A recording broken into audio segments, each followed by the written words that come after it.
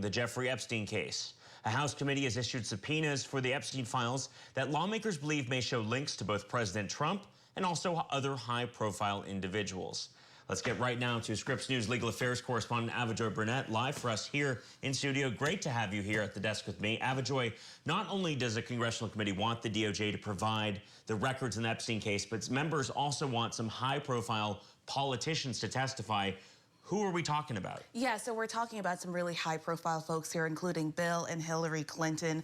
The chairman of the House Oversight Committee is saying that it's because of their relationship, the relationship that they had with Ghislaine Maxwell, along with Jeffrey Epstein. And we also know that this list, it's a bipartisan list that's coming from the House Oversight Committee. It includes Republicans and Democrats as well. So a couple of other people on the list include attorneys general from multiple administrations, from the Bush administration to the Obama administration, all the way to the Trump administration. And some of these people, their service to the country go back 2 decades. We're talking about the AG who served under George W. Bush. So this is something that has gone back quite some time. And the chairman of this particular committee believes that these people, either because of their personal relationship with Epstein or the time that they served when investigations were ongoing, they may have answers to questions that they have. Remember that all of these things are coming up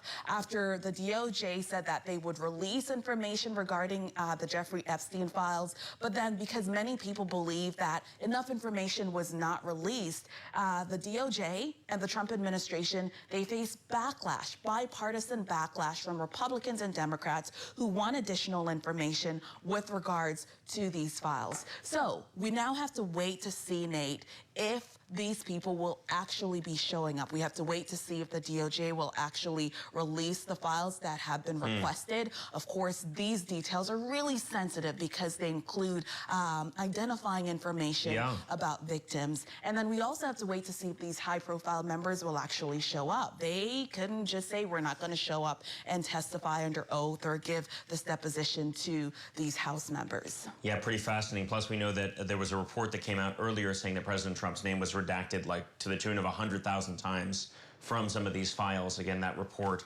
not confirmed by us here at Scripps News, but fascinating nonetheless in part of this disclosure.